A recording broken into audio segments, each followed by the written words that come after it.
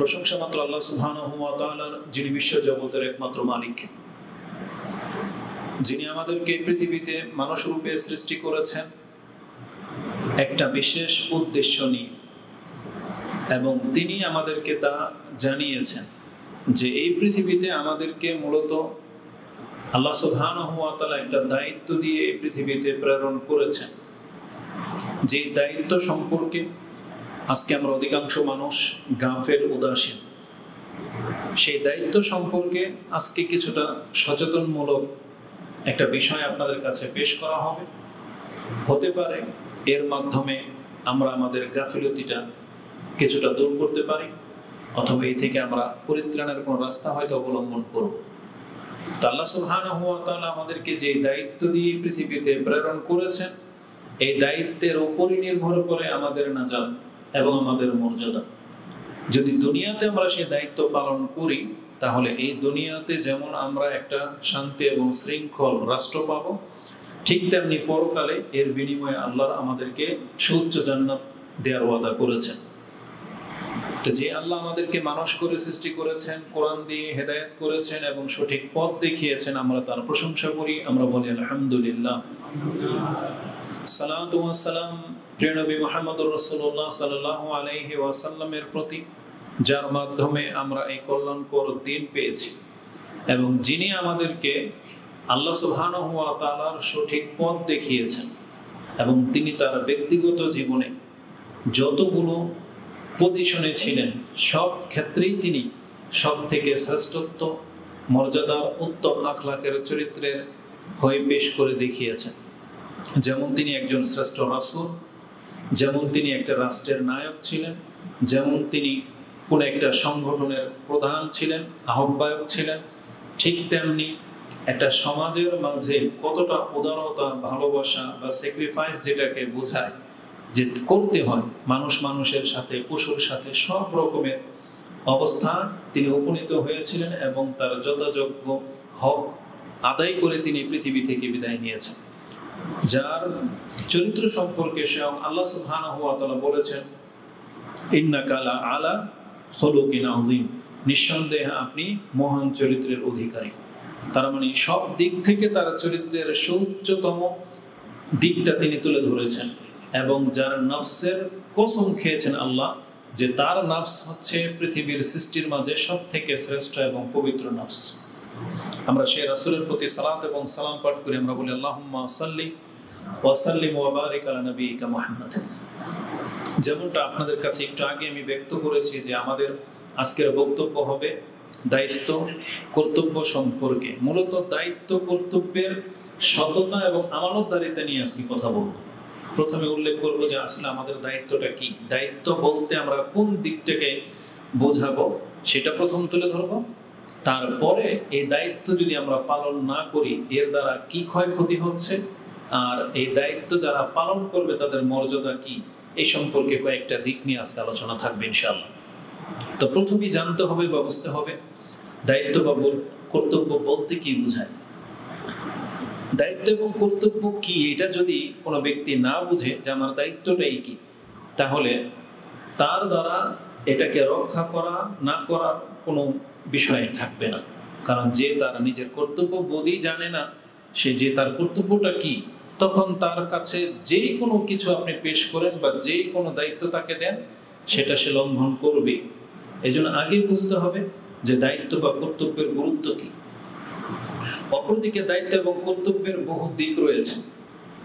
যেমন আপনি যদি বলেন যে আজকে আমরা কার দায়িত্ব নিয়ে কথা বলবো, আমি যখন নেটে সার্চ দিয়েছি, আপনি যখন সার্চ দিবেন যে দেখি এই বিষয়ে কি কে কি বক্তব্য করেছে, আপনি দেখতে পাবেন বিভিন্ন আলেম তারা অধিকাংশ বক্তব্য করেছে স্বামী স্ত্রীর একে অপরের উপরে হক, দায়িত্ব, কর্তব্য সম্পর্কে। পিতার দায়িত্ব কি সন্তানের ক্ষেত্রে, মায়ের দায়িত্ব কি, বা সন্তানের দায়িত্ব কি পিতামাতার উপরে, এগুলো দেখতে পাবেন। আরো কিছু বক্তব্য দেখলাম যে শিক্ষকের দায়িত্ব কি, বা ছাত্রদের দায়িত্ব কর্তব্য কি। এইভাবে যেই সেক্টর বুঝে তারা সেই দায়িত্ব নিয়ে কথা বলেছে। আবার যে আলেমগুলো সাংগঠনিক বিভিন্ন সংগঠনের সাথে জড়িত, তাদের বক্তব্য পেলাম বেশি আসছে কর্মী সংগঠন বা কর্মীদের দায়িত্ব কি, একজন কর্মীর দায়িত্ব কি। ঠিক যিনি মালিক হয়ে যাবেন একটা ব্যবসায়ী প্রতিষ্ঠানের, দোকানের, বাড়ির, সে দেখবেন তার ওয়ার্কারদেরকে কর্মচারীদের দায়িত্ব কর্তব্য সম্পর্কে নসিহা করতে। যেমন যে যেই সেক্টরে থাকে তাদের ওই হাদিসগুলো মনে থাকে। মহিলারা কিছু হাদিস জানে, পুরুষরাও যেমন কিছু হাদিস জানে। যেমন পুরুষদের কমন হাদিস হচ্ছে 4টা বিয়ে করা জায়েজ, তাই না? এটা কমন বিষয়। মহিলাদের হাদিস হচ্ছে, যেমন আল্লাহ বলেছেন যে ইনসাফ না করতে পারলে বিয়ে করতে পারবে না, তা তুমি ইনসাফ করতে পারবে না, তো থাক। মানে যার ফেভারে যেটা যায় এটা সবাই মুখস্থ রাখে। যেমন সংগঠন যারা করে, সংগঠনের কিছু আয়াত আছে, কোরআনের আয়াত আছে কিছু, যেগুলো সংগঠনের ক্ষেত্রে যায়, এই জন্য ওই আয়াতগুলো তারা সংগঠনকে জোরালোভাবে পেশ করে। যেমন জিহাদের কিছু আয়াত আছে, যে আয়াতগুলো সরাসরি জিহাদের দিকে ইঙ্গিত করে, আবার যে আয়াতগুলো সরাসরি আপনাকে ওই চিল্লার দিকেও পাঠিয়ে দেবে, তো তারা ওই আয়াতগুলো তাদের ফেভারে পেশ করে। আবার আরেকটা দল আছে যে কোনো আয়াত তাদের সংগঠনের দিকে পেশ করে দেবে। তো যার যেই দৃষ্টিভঙ্গি সে বক্তব্যকে ওইভাবে পেশ করে। কিন্তু আশ্চর্য লাগলো, মানুষ হিসেবে বা মুসলিম হিসেবে আমাদের কি দায়িত্ব, এই ব্যাপারে কোনো বক্তব্য তেমন একটা চোখে পড়লো না। ওই যে বললাম, শুধুমাত্র স্বামী স্ত্রী একের উপরে কি দায়িত্ব বা সংগঠনের কর্মীদের কি দায়িত্ব, সেটাই আমার নজরে সবচেয়ে বেশি আসছে। কিন্তু আমি আজকে বক্তব্যটা করব প্রথমে মুসলিম হিসেবে আমাদের কি দায়িত্ব থাকবে। মুসলিম হওয়া সত্ত্বে আমরা এখানে কেউ আছি ইমাম, কেউ আছি শিক্ষক, কেউ আছি পিতা, কেউ আছি কোন একটা প্রতিষ্ঠানের হয়তো সিকিউরিটি গার্ড বা কোন একটা দায়িত্বশীল পদে আছে, কেউ আছে ডিফেন্সের, কেউ বিচারক। তাদের ধাপগুলো পরে আসবে। প্রথম মুসলিম হিসেবে আমাদের কি দায়িত্ব আছে এটা আগে তুলে ধরবো একজন মুসলিম হিসেবে, তারপরে অন্যান্য দিকগুলো আসবে। এবার আসুন, একজন মুসলিম হিসেবে যখন আপনি স্বীকৃতি দিচ্ছেন যে আপনি মুসলিম, তাহলে আপনার উপরে যে একটা বড় ধরনের দায়িত্ব চেপে গেছে, এইটাই আজকে অধিকাংশ মুসলিম ভ্রুক্ষেপ করেন না। সেটা আমি একটু সজাগ করিয়ে দিই। প্রথমে আসুন, মুসলিম হিসেবে কেউ যদি নিজেকে দাবি করে যে আমি মুসলিম বা কালেমা লা ইলাহা ইল্লাল্লাহ এটা বলে দিল তার মুখ দিয়ে, এখন কি তার উপরে দায়িত্ব বর্তাবে? হ্যাঁ, বর্তাবে। আসলে এই সম্পর্কে দেখাই কোরআন এবং হাদিসে কি আছে। যদি এক কথায় বলতে চাই, তাহলে আল্লাহ সুবহানাহু ওয়া তাআলা আমাদেরকে যেন একটা সরল বাক্য দিয়ে এই কথাটাই বলেছেন যে বান্দা, এই পৃথিবীতে তোমার জন্মটাই হয়েছে, সৃষ্টিটাই হয়েছে মূলত আমার গোলামি করার জন্য। তার মানে এটা হলো একজন মানুষ মুসলিম হিসেবে সবচেয়ে বড় দায়িত্ব যে আমাদের সৃষ্টিটাই হয়েছে আল্লাহর ইবাদত করার জন্য। অন্যান্য সাবজেক্টগুলো পরে আসবে, এটা হচ্ছে মুখ্য এবং প্রথম এবং প্রধান। এই সম্পর্কে স্পষ্ট আয়াত যেটা সবাই জানেন, সূরা আয-যারিয়াত 11 নম্বর সূরা 56 নম্বর আয়াতে আল্লাহ বলেছেন, ওমা খালাকতুল জিন্না ওয়াল ইনসা ইল্লা লিয়াবুদুন, আমি তো জিন এবং ইনসানকে সৃষ্টি করতাম না, তবে কেন করেছি? ইল্লা লিয়াবুদুন, তারা কেবল এককভাবে আমার বন্দেগীকে পৃথিবীতে প্রতিষ্ঠিত করে দেখাবে। তাহলে একজন মুসলিম হিসেবে এটা হলো তার প্রধান এবং প্রথম কাজ, আল্লাহর ইবাদত করা। এবং এই সম্পর্কে যখন কোনো ব্যক্তি নিজেকে মুসলিম বলে দাবি করবে আর তখনই যে তার উপরে দায়িত্ব চেপে যাবে, এই সম্পর্কে চমৎকার একটা হাদিস আমি আপনার কাছে পেশ করি। মূলত এটা হাদিস না, আসার, মানে আনাস রাদিয়াল্লাহু তাআলা আনহুর উক্তি। যদিও তিনি যেই বাক্যটা বলবেন এই বাক্যটা সরাসরি হাদিস আছে, রাসূল সাল্লাল্লাহু আলাইহি ওয়াসাল্লাম নিজেও এরকম একটা হাদিস আছে। তবে আনাস রাদিয়াল্লাহু তাআলা আনহুর একটা উক্তি আপনার কাছে পেশ করি। ইমাম বুখারী রাহিমাহুল্লাহ তিনি তার কিতাবুস সালাত, সালাতের অধ্যায় 8 নম্বর পর্বের 28 নম্বর অধ্যায় তিনি একটা হাদিস কোট করেছেন। কিবলা, আমাদের যে কিবলা আছে, ইস্তিকবাল আল কিবলা, মানে কিবলাকে, কাবাকে কিবলা বানালে বা আমাদের কিবলা যে পশ্চিম দিকে কাবার দিকে, এটা যখন কেউ মেনে নেয় তার মর্যাদা কি, এই পর্বে তিনি একটা আসার এনেছেন, মানে একটা উক্তি। হাদিস নাম্বার হচ্ছে 393। সালা মাইমুনা বিনতু সিয়া আনাস ইবনে মালিক রাদিয়াল্লাহু তাআলাকে জিজ্ঞাসা করা হয়েছে, কালা ইয়া আবা হামজা, হে আবু হামজা, এটা আনাস রাদিয়াল্লাহু তাআলার কুনিয়া। তাকে বলা হয়েছে, মা ইউহাররিমু দামুল আবদি ওয়া মালুহু, একজন ব্যক্তির রক্ত এবং সম্পদ কিসে হারাম হয়, তার মানে একটা রাষ্ট্রের নায়ক বা ওই রাষ্ট্রে যারা বসবাস করবে, এই ব্যক্তির রক্ত ঝরাতে পারবে না, এই ব্যক্তির সম্পদ দিকে বাজে দৃষ্টি তাকাতে পারবে না। মানে এই ব্যক্তির সম্পদ এখানে পড়ে থাকবে, এটা আমাদের কাউকে ধরার অধিকার নাই, আর তার রক্ত ঝরানোর অধিকার আমাদের নাই। কি করলে, এই ব্যক্তিটা কি করলে তার রক্ত এবং সম্পদ হারাম হয়ে যাবে সবার জন্য?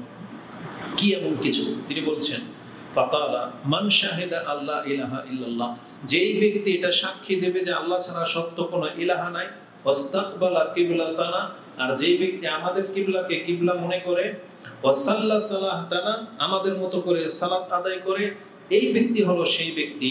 ওয়া আকালা যাবিহাতানা, এবং যেই ব্যক্তি আমাদের যাবাহা করা পশুকে হালাল মনে করে, ফাহুয়াল মুসলিম, এই হলো মূলত মুসলিম।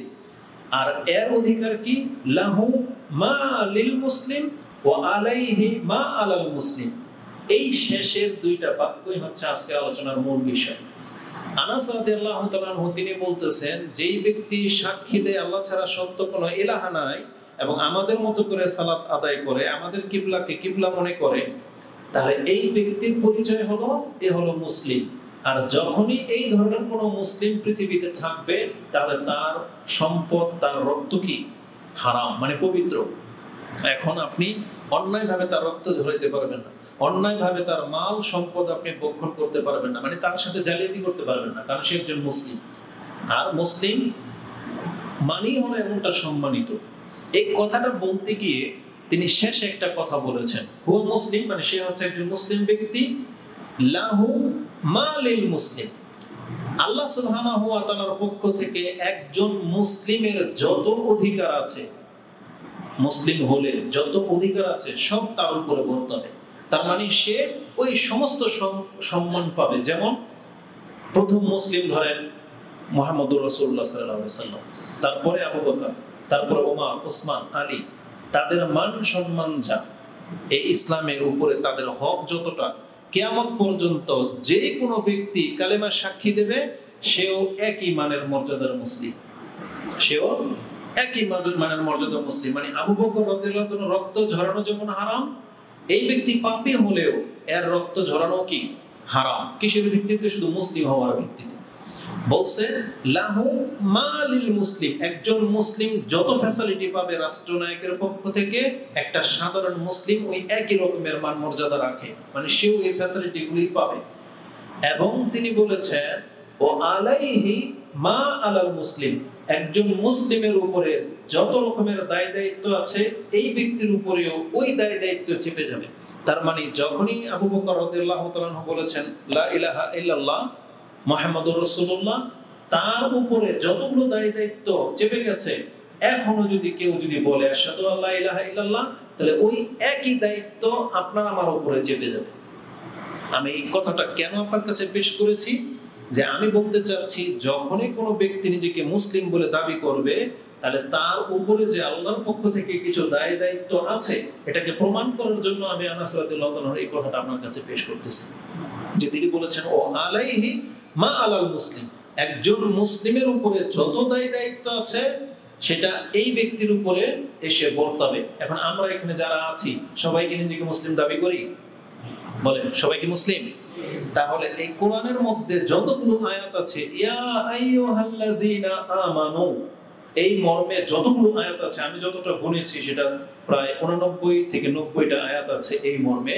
এই প্রত্যেকটা আয়াত এখন আমাদের প্রত্যেকের উপরে সমানভাবে ফরজ। তার মানে আল্লাহর পক্ষ থেকে যে দায়িত্বটা পৃথিবীতে মুহাম্মদ সাল্লাল্লাহু আলাইহি সাল্লামকে দেওয়া হয়েছিল, ওই যেই দায়িত্ব, যেমন ইসলাম মানে কি? 5 ওয়াক্ত সালাত আদায় করা, টাকা সম্পত্তির মালিক হয়ে গেলে যাকাত দেয়া, রমজান মাস আসলে সিয়াম পালন করা, অর্থ সম্পত্তির মালিক হয়ে গেলে হজ পালন করা, আপনি যদি সম্পদশালী হন দান সদকা করা, পিতামাতার খেদমত করা, সন্তানদের ভরণ পোষণ দেয়া, যত রকমের কল্যাণকর কাজ আছে, যেমনটা সাহাবায়ে কেরামদের উপরে বর্তিয়েছিল, ওই একই দায় দায়িত্ব এখন আমাদের উপরে বর্তিয়ে গেছে, মানে আমাদের উপরেও চলে আসছে এই জিনিস। বিরাট হচ্ছে, থাক সমস্যা নেই। আমার এই যে কথাটা এখন বললাম যে প্রত্যেকটা বিষয়ে যখন একটা দলিল পেশ করা হয় আপনি কিন্তু এটাকে গুরুত্বের সাথে নিতে হবে। যদিও সাধারণভাবে আপনার ওটা বোধগম্য নয়, কিন্তু এই যে কথাটা আমি আপনাকে পেশ করলাম, আনাস রাদিয়াল্লাহু আনহু তার দৃষ্টিভঙ্গিটা কি? একজন ব্যক্তি পৃথিবীতে যে ব্যক্তি বলে দিয়েছে লা ইলাহা ইল্লাল্লাহ, তার মানে এই ব্যক্তির মর্যাদা হলো একজন মুসলিম, মানে আল্লাহর নজরে যে ব্যক্তি মুসলিম তার যে মর্যাদা এখন তার সেই মর্যাদা। সে বাহ্যিকভাবে পাপই ধরেন, তাকে পাপ করতে দেখেছেন, অন্যায় করতে দেখেছেন, কিন্তু সে পুরো ফ্যাসিলিটিটা পাবে। যেমন সে মানে কোন একটা পাপ করলেই তাকে আপনি কাফের বলতে পারবেন না, ধরলেই তাকে হত্যা করে দিবেন তা চলবে না, কারণ মুসলিমের যে মানদণ্ড আছে এই অনুযায়ী সে এখন মুসলিম। এটা আমি আপনাকে বোঝাতে চেয়েছি, যেটা আনাস রাদিয়াল্লাহু তাআলা আনহুর দৃষ্টিভঙ্গি এটা। আর যখনই আপনি মুসলিম দাবি করলেন, আপনি জেনে নেন, আপনি মানেন আর না মানেন, পুরো ইসলামটা এখন আপনার মাথার উপর, আপনাকে এটা বহন করতেই হবে। তাহলে আপনি মুসলিম, নাইলে আপনার মুখে শুধু মুসলিম, কিন্তু আল্লাহ সুবহানাহু ওয়া তাআলার দৃষ্টিভঙ্গি থেকে আপনি পৃথক হয়ে যাবেন। তাহলে এই কথার উপরে প্রথমে আসেন যে একজন মুসলিম যখন নিজেকে কেউ দাবি করবে, তাহলে তাকে এটা প্রথম মেনে নিতে হবে যে তার উপরে ইসলামটাকে পেশ করে দেওয়া হয়েছে, এখন সে এটা বোঝা বহন করতে বাধ্য, এটা তার দায়িত্ব। এই কথাটা আল্লাহ সুবহানাহু ওয়া তাআলা কতভাবে বলেছেন, ইন্না আরাদনাল আমানাতা আলাস সামাওয়াতি ওয়াল আরদি ওয়াল জিবাল ফাআবাইনা আইয়াহমিলনাহা ওয়া আশফাকনা মিনহা ওয়া হামালাহাল ইনসান। আল্লাহ বলেছেন আমি এই আমানতকে তো পাহাড়, আকাশ, জমিনের উপরে দিতে চেয়েছিলাম, তারা এটাকে বহন করতে অপারগতা পোষণ করেছে। ওয়া হামালাহাল ইনসান, কিন্তু এটা বহন কে করেছে? মানুষ। তার মানে আমাদের পিতা যেহেতু দায়িত্ব নিয়ে নিয়েছেন, এখন এই দায়িত্ব যেই বলবে আমি মুসলিম, এই দায়িত্বটা তার উপরে বলতে হবে। তার মানে আল্লাহর আমানত হচ্ছে ইসলাম, আল্লাহর আমানত হচ্ছে একত্ব। এটা যারা স্বীকার করে নিয়েছেন, এখন আপনি বাধ্য যেটাকে পুরো করবেন। যেমন আপনার কাছে কোম্পানি একটা রুলস পেশ করেছে যে তোমার চাকরি দরকার, তা আমাদের রুলস হচ্ছে এটা ৮টার মধ্যেই তোমাকে এটা ঢুকতে হবে, ১টার আগে বেরোতে পারবা না, এখানে এসে কোনো খাওয়া চলবে না, এখানে এসে কারোর সাথে সম্পর্ক করা যাবে না। একটা কোম্পানি রুল বানাইছে, নামাজ পড়তে হবে ফরজটুকু, যেটাই তোমার বেতন এত, মাসে ছুটি যেতে পারবে না, ছুটি হলে বেতন কাটা যাবে। পুরো ডিটেইলস সিস্টেমটা আপনার কাছে পেশ করা হয়েছে। এখন আপনি স্বেচ্ছায় বলেছেন আমি এগ্রিমেন্ট গ্রহণ করে নিচ্ছি, আমি এই শর্তের উপর ভিত্তি করে চাকরি করব। এখন এই শর্তের যতগুলো মিসিং হবে, আপনার উপরে যে দণ্ডবিধি আছে, যে নিয়ম কানুন মালিক ধার্য করেছে, সব করতে হবে। আর পৃথিবীতে দেখা যায় যে আমরা সেগুলো মেনে নিই, বাধ্য হয়ে টাইম টু টাইম ডিউটি করতেছেন, একদিন না আসলে বেতন কাটা হয়, তাও আপনি মেনে নিচ্ছেন। কেবলমাত্র ইসলাম পালন করার ক্ষেত্রে আমাদের সমস্ত উদাসীনতা, আল্লাহর বিধান পালন করার ক্ষেত্রেই আজকে আমাদের যত রকমের বাহানা, যত রকমের গাফিলতি আমাদের মধ্যে চেপে গেছে। এই জন্য আজকের এই বক্তব্যটা আমি আপনার কাছে পেশ করতে চাচ্ছি। আপনার দায়িত্ব সম্পর্কে একটু সচেতন হন যে আমাদের ইসলাম পালন করা এটা কিন্তু আমাদের উপরে দায়িত্ব, আর আমরা সব সেক্টরে এই দায়িত্বের ক্ষেত্রে অনেক বেশি গাফেল। সেটা আজকে আপনাকে স্মরণ করিয়ে দিই। কোরআনে আল্লাহ সুবহানাহু ওয়া তাআলা আমাদেরকে বলেছেন আমার ইবাদত করতে হবে মানুষ, আমি তো তোমাকে এছাড়া কোনো আদেশই করিনি। যেমন কোরআনে আল্লাহ সুবহানাহু ওয়া তাআলা আরেকটা আয়াত আপনি পেয়ে যাবেন, যেটা সূরা জুমার 39 নম্বর সূরা, তার 11 নম্বর আয়াতে আল্লাহ বলেছেন কুল ইন্নী উমিরতু আন আবুদাল্লাহা মুখলিসাল লাহুদ্দিন, আমি তো কেবলমাত্র এই আদেশ প্রাপ্ত হয়েছি যে আমি খালেস ভাবে আমি আমার রবের দিন মেনে চলবো, এটাই ছাড়া আমাকে আর কোনো আদেশ করা হয়নি। যে আমাকে কুল ইন্নী উমিরতু আন আবুদাল্লাহা মুখলিসিনা লাহুদ্দিন, মুখলিসান লাহু আদ-দ্বীন, মানে দ্বীনকে খালেস করে দিয়ে, মানে আমি আল্লাহর গোলাম হব, আমাকে এই আদেশ করা হয়েছে। এটা আল্লাহর রাসূল মুহাম্মদুর রাসূলুল্লাহ সাল্লাল্লাহু আলাইহি সাল্লাম তিনি বলতেছেন আমি এই আদেশ প্রাপ্ত হয়েছি যে আমি খালেস ভাবে আল্লাহর বান্দা হব। কেন এখানে খালেস ভাবে বলা হয়েছে? তার মানে এই ক্ষেত্রে আপনার রূপ, আপনার বংশ, আপনার রক্ত, আপনার মর্যাদা, আপনার অর্থ সম্পত্তি, আপনার শরীরের গোশত থাক বা না থাক, ছোট না বেটে, কোন দেশের আপনি, এগুলো কোনো ম্যাটার রাখে না। মানে আপনার দেহের মধ্যে একটা আত্মা আল্লাহ দিয়ে দিয়েছেন, এই দেহটা অর্ধেক দেহ, ধরে নেন অর্ধেক, কিন্তু তাকেও দিন পালন করতে হবে। সে কিভাবে পালন করবে এর রূপরেখা ইসলাম জানিয়েছে। যেমন যে ব্যক্তির পা নাই, ও কিভাবে সালাত করবে? বসে করবে, কারণ যেহেতু রাসূল বলেছেন সাল্লি কায়িমান, তুমি সালাত আদায় করো দাঁড়িয়ে।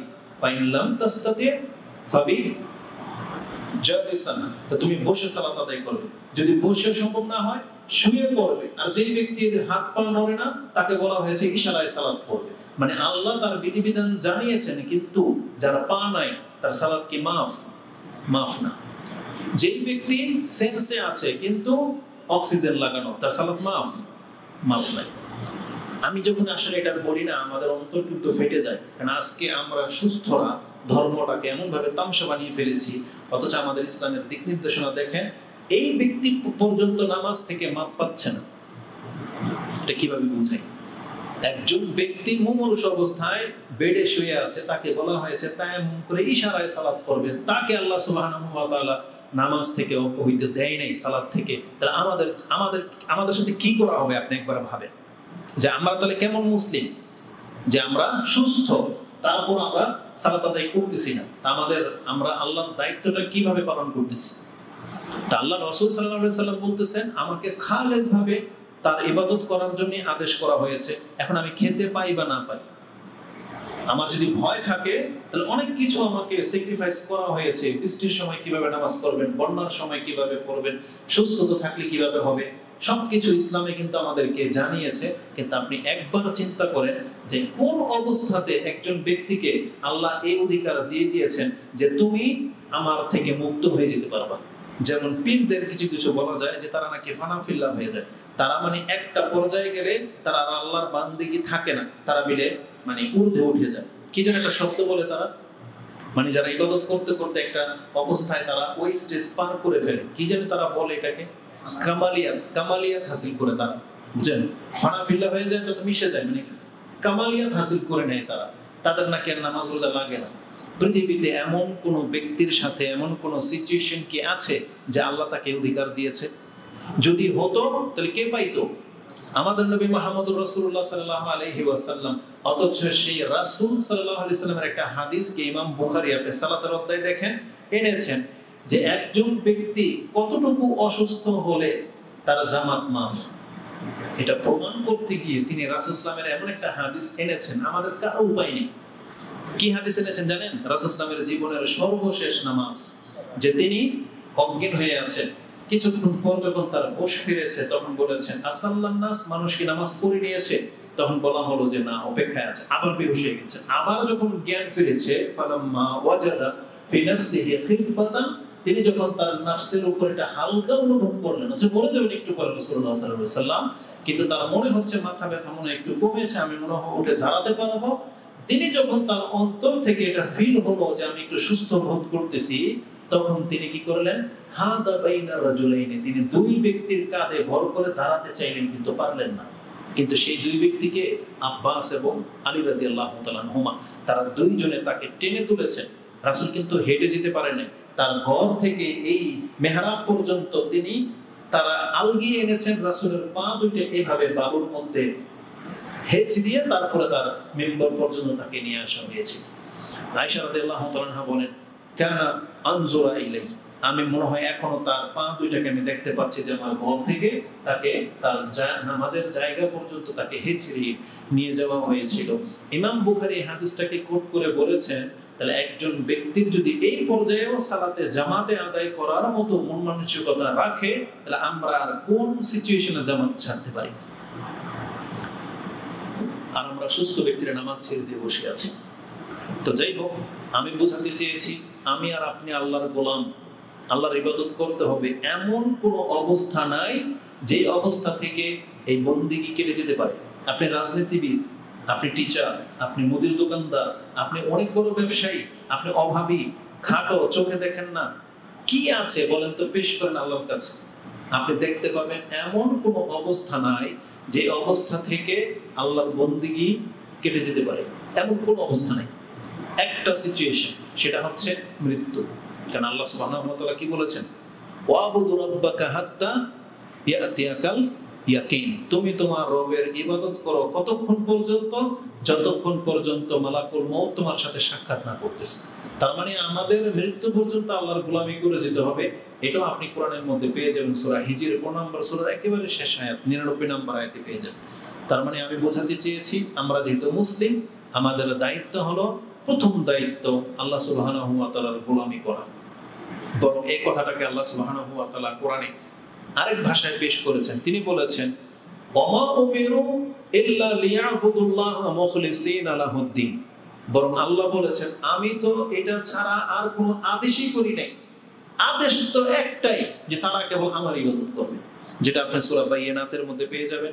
সূরা আল বাইয়িনাত 98 নম্বর সূরার 5 নম্বর আয়াতে আল্লাহ বলেছেন, ওমা উমিরু ইল্লা লিয়াবুদুল্লাহ মুখলিসিনা লাহুদ্দিন হুনাফা ওয়া ইকিমুস সালাতা ওয়া ইউতুজ যাকাতা ওয়া যালিকা দীনুল কাইয়্যিম। আল্লাহ বলেছেন, খালেস ভাবে আমার গোলামি করবে, পাঁচ ওয়াক্ত সালাত আদায় করবে, যাকাত দিবে, এটাই তো দিন প্রতিষ্ঠা করা। আর আজকে আমাদের দেশের যে দিন প্রতিষ্ঠার নামে যে সংগ্রাম চলতেছে, নামাজ যাক বা চুল ডুবে গেছে, কিন্তু মিছিল চলবে না, বুঝেন না? এটা দিন কায়েম না। বরং আল্লাহ বলেছেন, যথা সময়ে তোমার উপরে যখন যে দায়িত্বটা বর্তাবে, এটা হচ্ছে দিন কায়েম। পাল্টা জবাবে তারা আমাদেরকে বলতে পারে, তাহলে শুধু নামাজ পড়লে দিন কায়েম হয়ে যাবে? না, না, শুধু নামাজ পড়লে দিন কায়েম হয়ে যাবে না। যেমন আমরা আজকে কিছু লোক শুধু নামাজ পড়ি, কিন্তু ইসলামের উন্দা রসাতলে ডুবে যাচ্ছে, কোনো প্রতিকার নাই, প্রতিবাদ নাই। তাহলে জেনে নেন, হ্যাঁ, আমরা আরেকটা দায়িত্ব থেকে মুখ ফিরিয়ে রেখেছি। আমাদের আলোচনাটা আজকে সব মিলিয়ে, এই জন্য আমরা কোনো একতরফা কথা বলতেছি না। আমি আমাকে এবং আপনাদেরকে বলতেছি, কে কি দায়িত্ব পেয়েছেন আল্লাহর পক্ষ থেকে, সেটা আপনি নিজে ভালো করে বুঝেন। যেমন প্রথম দায়িত্ব কি? আমরা মুসলিম। তাহলে মুসলিম হিসেবে যতটুকু ইসলাম পালন করে নাজাতের জন্য আবু বকর করেছেন, আপনাকে আমাকে ততটা করতে হবে। যতটুকু করেছেন ওমর রাদিয়াল্লাহু তাআলা আনহু, আলী, ওসমান, আমাদেরকে ততটুকু করতে হবে। আমাদেরকে বলা হয় নাই যে ঘর থেকে সব এনে দিয়ে দিতে। এটা আবু বকর করেছিলেন, যদি এটা তার দায়িত্ব ছিল না, কিন্তু তিনি এটাকে প্রিফার করেছেন পরকালকে প্রাধান্য দিয়ে। ওটা দায়িত্বের মধ্যে পড়ে না, ওটা আলাদা জিনিস। এই জন্য আমি আপনাকে বলতেছি না যে আপনাকে সব দায়িত্ব দিয়ে দিতে হবে। এই জন্য কেউ কিন্তু এক্সাম্পল পেশ করে না দানের ক্ষেত্রে, যে আবু বকর সব দিয়ে দিয়েছেন, আপনি যদি সব না দেন তাহলে আপনি মুনাফিক। কোনো হুজুর এই এক্সাম্পল পেশ করবে না, কারণ আবু বকর রাদিয়াল্লাহু তাআলা যেটা করেছেন, এটা তার সুউচ্চ ঈমান, যেই পর্যন্ত আমরা হয়তো বুঝতে পারবো না। আর আল্লাহ সুবহানাহু ওয়া তাআলা এই ঈমানের মাত্রা আমাদের সবাইকে ফেলেননি। আর ওমর রাদিয়াল্লাহু তাআলা যেটা করেছেন, এটাও আমরা পারবো না, কারণ তিনি অর্ধেক এনেছিলেন, অর্ধেক রেখেছিলেন, ওটাও আমরা পারবো না। কিন্তু আমাদের আজকে কোন দায়িত্বের কথা বলা হচ্ছে? যেটা হচ্ছে আমাদের উপরে ফরজ দায়িত্ব। আপনি আছেন নফল নিয়ে, বরং আমি আপনাকে স্মরণ করে দিতে চাচ্ছি, আজকে ওয়াদা করেন যে আল্লাহর পক্ষ থেকে যে ফরজ দায়িত্ব, সেটা আগে আদায় করেন, সেটা আগে পুরো করেন। এটাই আজকের আলোচনা। আমি মুসলিম হিসেবে আপনাকে দেখাতে চেয়েছি 3-4টা আয়াত বলে দিয়ে, সেটা হলো মুসলিম হিসেবে আমাদের প্রত্যেকের উপরে একটা দায়িত্ব চেপে গেছে, আর এই দায়িত্ব আমরা স্বেচ্ছায় নিয়েছি, কারণ আমরা সবাই স্বেচ্ছায় মুসলিম হয়েছি। আপনি এখন চাইলে মুখ ফিরাতে পারেন, আপনি ইসলাম ধর্ম ছেড়ে দিতে পারেন, আপনার উপর থেকে নামাজ উঠে যাবে। আপনি ইসলাম ছেড়ে দিলে আপনার হালাল হারাম বলে কিছু থাকবে না, জান্নাত জাহান্নাম বলে কিছু থাকবে না। আপনি পশু পাখির মতো, হিন্দু নাসারা, ইহুদি নাসারা, চালালদের মতো যা যা যেভাবে খুশি আপনি সেভাবে জীবনযাপন করতে পারেন, আপনাকে এখতিয়ার দিয়ে দেওয়া হয়েছে। কিন্তু আল্লাহ বলেছেন, তুমি যদি স্বেচ্ছায় ইসলাম গ্রহণ করো, তাহলে ইসলামের এই বিধানগুলো তোমাকে মানতে হবে, এটা তোমার দায়িত্ব। যেটা আজকে অধিকাংশ মুসলিম অমুসলিমদের মতো জীবনযাপন করতেছি, হচ্ছে মুখে বলি মুসলিম, অথচ জীবনের পুরো গেটআপটাই হচ্ছে অমুসলিমদের মতো। এটা মোটেও কাম্য নয়। তাহলে আজকের বক্তব্যের প্রধান বিষয় হচ্ছে, একজন মুসলিম হিসেবে আমাদের প্রথম দায়িত্ব হলো আমাদের রবের ইবাদত করা, গোলামি করা। আর সেই ইবাদতগুলো কোন ইবাদত? ফরজ ইবাদত। এটা মাথায় রেখে, ফরজ ইবাদত এটা হচ্ছে আমাদের উপরে দায়িত্ব, এটা একটা বোঝা। যারা এটাতে ঘাটতি করবেন, আপনি দায়িত্ব থেকে উদাসীন, আপনি হচ্ছেন দায়িত্বের খেয়ানতকারী, কর্তব্যের ক্ষেত্রে আপনি শিথিলতা অবলম্বনকারী। এই জন্য কিন্তু বিচার হবে, খুব কঠিনভাবে বিচার হবে। তাহলে প্রথম দায়িত্ব হলো একজন মুসলিম হিসেবে যে আমাদেরকে আল্লাহ সুবহানাহু ওয়া তাআলার ইবাদত করতে হবে। দ্বিতীয় দায়িত্ব হলো, যখন আমি আর আপনি মুসলিম, ইবাদত করতে হবে, তাহলে সেই ইবাদতগুলো কিভাবে করতে হবে সেটা শিখতে হবে। মানে ইসলামের জ্ঞান অর্জন করা।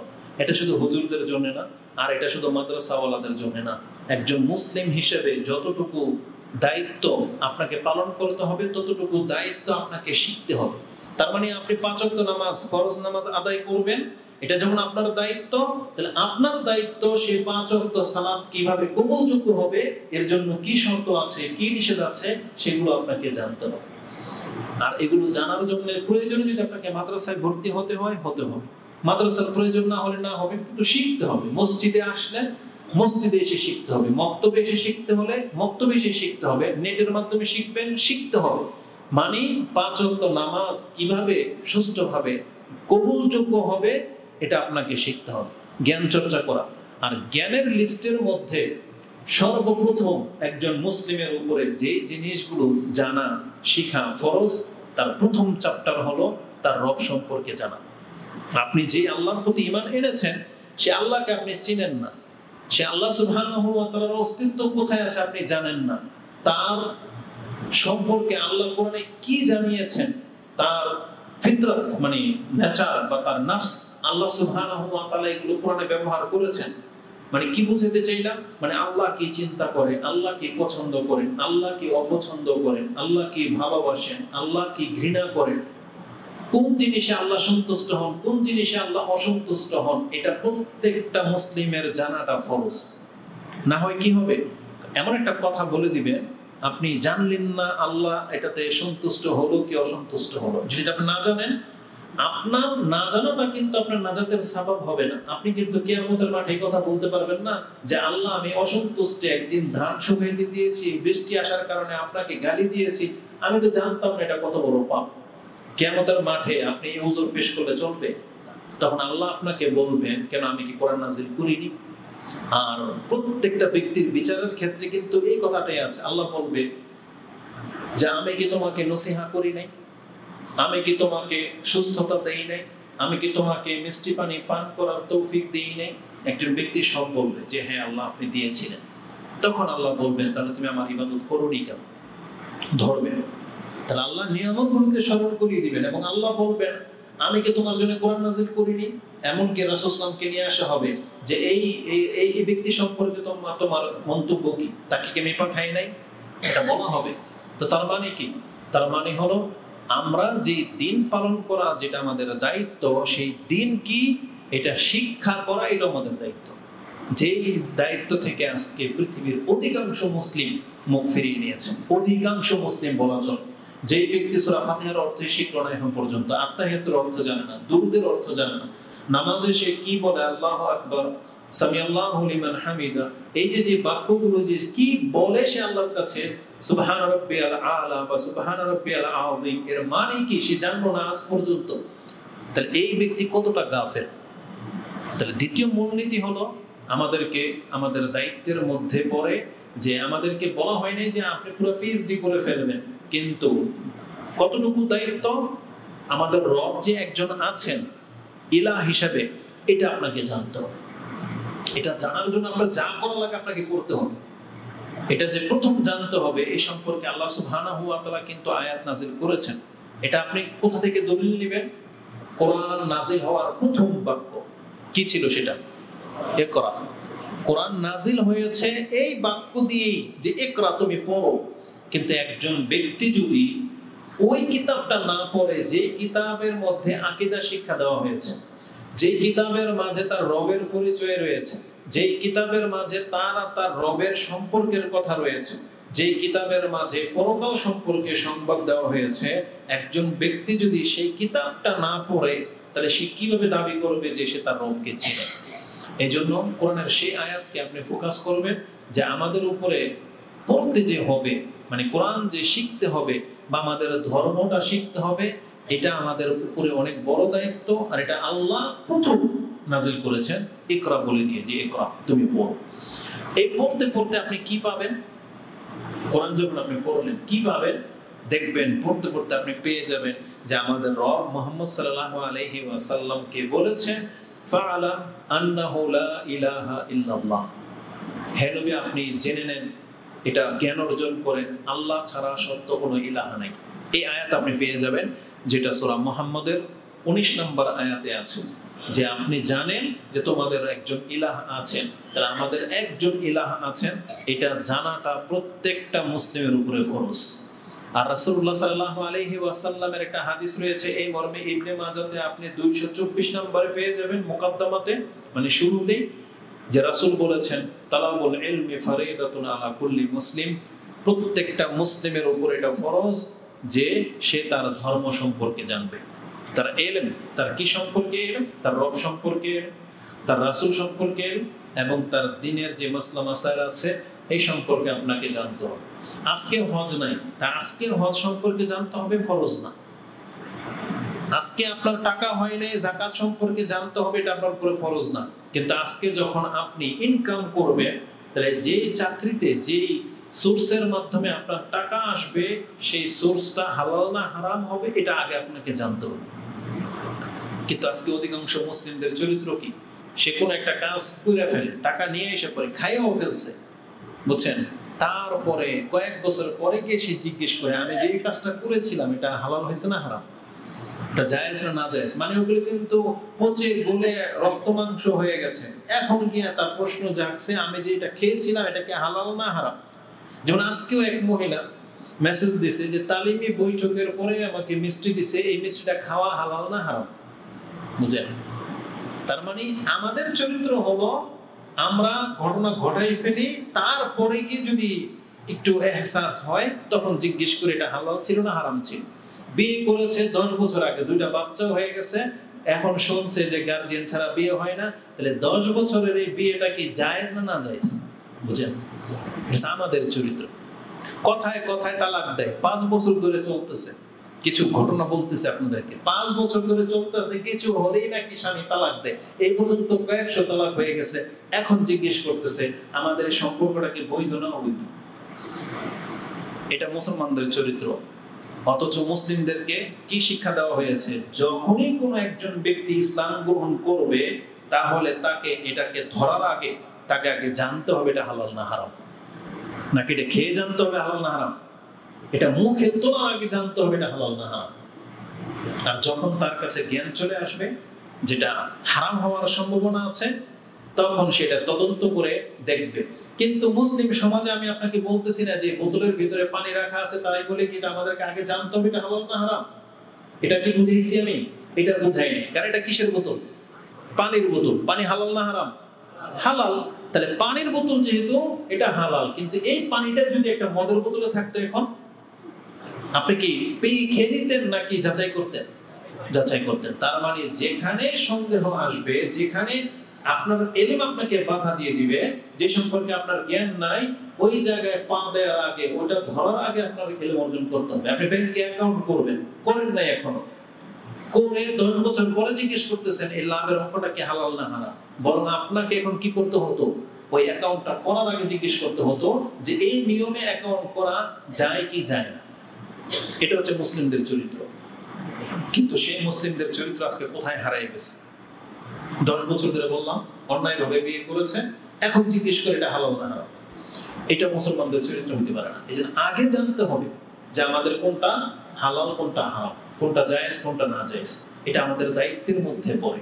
এজন্য রাসূল বলেছেন তালাবুল ইলমি ফারিদাতুন আলা কুল্লি মুসলিম, প্রত্যেকটা মুসলিমের উপরে তার দ্বীনের জ্ঞান অর্জন করা এটা তার উপরে ফরজ। বিশেষ করে তার রব একজন আছেন, একজন মাত্র ইলাহ, এটা জানাটা প্রত্যেকটা মুসলিমের উপরে ফরজ। এটা হচ্ছে আমাদের দ্বিতীয় দায়িত্ব। তৃতীয় দায়িত্ব কি?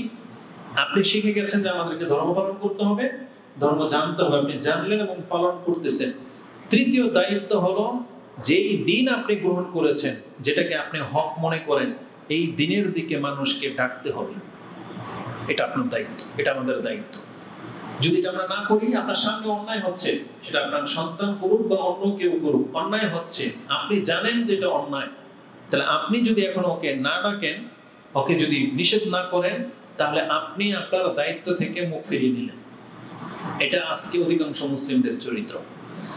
যে কোনো দায়িত্বশীল ব্যক্তি তার চোখের সামনে অন্যায় হচ্ছে, পাপ হচ্ছে, সে বাধা দেয় না, সে মানুষকে হকের দিকে ডাকে না।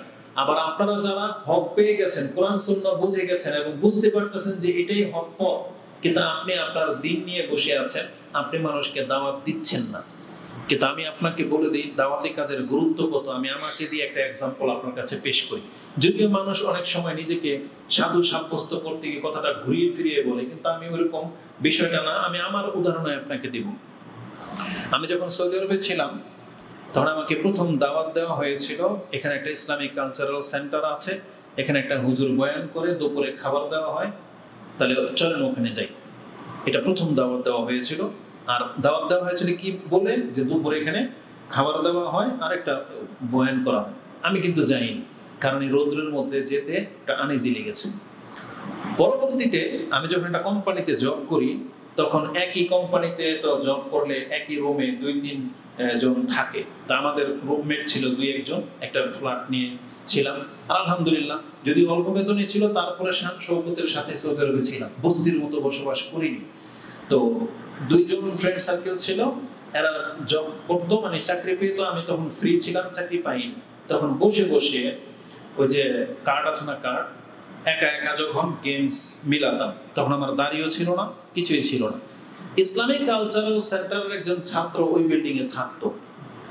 ও একা খেত, এদের সাথে মিশতো না, আর ও নামাজ পড়তো। আমি যখন ওই রুমে প্রথম যাই, পাশের রুমওয়ালা আমাকে বলেছিল যে আপনি আমাদের সাথে খাওয়া দাওয়া করবেন, ওনার সাথে আপনার মিলবে না, কারণ উনি একটু অন্যরকম। এই কথাটা বলছেন।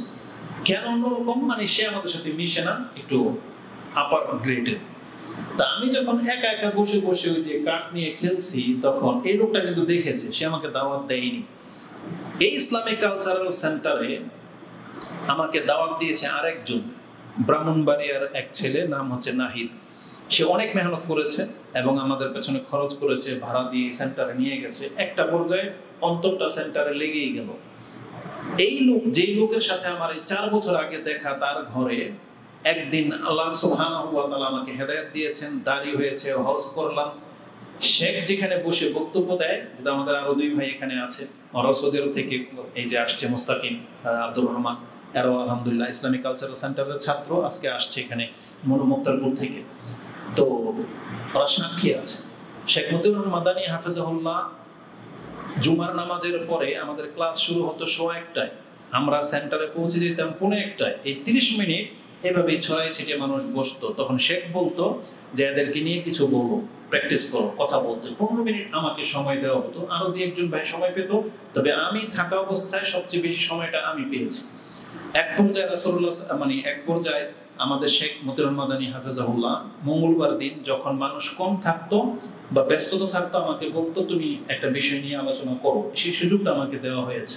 তখন আমি যখন 1 ঘন্টা বক্তব্য করতাম, এই লোকটা যেটা 4 বছর আগে আমাকে ঘরে দেখেছিল, দাওয়াত দেয় নাই, সে একদিন আমাকে সেন্টারে পেয়ে আমাকে বলতেছে যে মাহমুদ ভাই, আপনাকে কিন্তু আমি প্রথমে দেখেছিলাম এই অবস্থায়, জিন্সের প্যান্ট পরা, দাড়ি নাই, এই সেই। ওই দিন যদি আমি আপনাকে দাওয়াতটা দিতাম সেন্টারে, কারণ আল্লাহ তো আমার তকদিরে হেদায়েত লিখেছেন, আমি কোনো না কোনো ভাবে সেন্টারে যাব বা ধর্ম পালন করব, নামাজি হব, কিন্তু এই ভাগটা, নেকির ভাগটা এখন কে পাবে? ওই নাহিদ পাবে। কে পাবে? যে আমাকে দাওয়াত দিয়েছিল। তাহলে আমি আর আপনি জানি না যে কাকে আল্লাহ হেদায়েত করবে। আমি যখন সৌদি আরব থেকে 10 বছর পরে ফিরে এসেছি, আমার বাড়ি তো পাঠানটুলি, আমাদের অধিকাংশ ফ্রেন্ড সার্কেল, ভাই ব্রাদার সবই প্লেয়ার, খেলাধুলা, গান বাজনা এগুলো নিয়ে থাকে। আমি এসে এমন কিছু ব্যক্তিদের চেহারা দেখলাম, তারা তাদের গালেও যে দাড়ি গজায় যাবে, তারা নেশাখোর, মদ খাইতো, গালাগালির ভাষা ছাড়া কোনো ভাষা নাই, তারা পর্যন্ত দাড়িওয়ালা হয়ে গেছে। এটা একটা বিস্ময়কর না? তার মানে আপনি মনে করতেছেন লোকটা অনেক খারাপ, ওকে হেদায়েত পাবে, ওরা বলেই লাভ কি? সুবহানাল্লাহ, আপনি জানেন না আল্লাহ সুবহানাহু ওয়া তাআলা কাকে কবে কিভাবে হেদায়েত করবে। এজন্য এই নেকির ক্ষেত্রে আমাদের অংশ রাখা উচিত। আমাদেরকে বলতে হবে, দাওয়াতি কাজ করতে হবে, আল্লাহ যাকে হেদায়েত করার করবে, কিন্তু আপনার মাধ্যমে যদি হয়ে যায়, রেজাল্টটা কি? এই যতদিন নামাজ আদায় করবে তার 1 ভাগ নেকি আপনার আমলনামায় জড়ো হয়ে যাবে। আমি এটা গুরুত্বটা বোঝানোর জন্য শুধু বলতেছি। এই জন্য দাওয়াতি কাজ থেকে মুখ ফেরাবেন না। আর দাওয়াতি কাজ করলে একটা ফায়দা কি? ধরেন আমি এখন বক্তব্য করি, এখন আমার দ্বারা কি প্রকাশ্য পাপ করা শোভা পায়? আর সম্ভব এটা, তখন আপনারাই তো ধরবেন যে না বড় বড় বক্তব্য করে, তাহলে এ দিয়ে এখানে মহিলা নেই, এ দিয়ে এখন জুয়া খেলতেছে, এ দিয়ে বসে বসে ওই যে টিকিট দিয়ে মাছ ধরতেছে, এ দিয়ে বসে বসে ক্রিকেট খেলা দেখতেছে। কিন্তু দাওয়াতি কাজ যখন আমি করব তখন এই পুরো সার্কেলটা আমার সেফ, মানে বন্ধ হয়ে যাবে, কারণ আমি আর ওই পাপগুলো করতে পারবো না। তার মানে আপনি যদি দাওয়াতি কাজ করেন, এটা পাপ থেকে বাঁচার অনেক বড় একটা মাধ্যম। দাড়ি রাখা, এটা পাপ থেকে বাঁচার অনেক বড় একটা মাধ্যম। এই জন্য আপনি যদি পাপ থেকে বাঁচতে চান, আপনি এই ধরনের কল্যাণকর কাজে নিজেকে যুক্ত করে ফেলেন। আপনি মসজিদের কোনো না কোনো খাদেম হয়ে যান। কেন?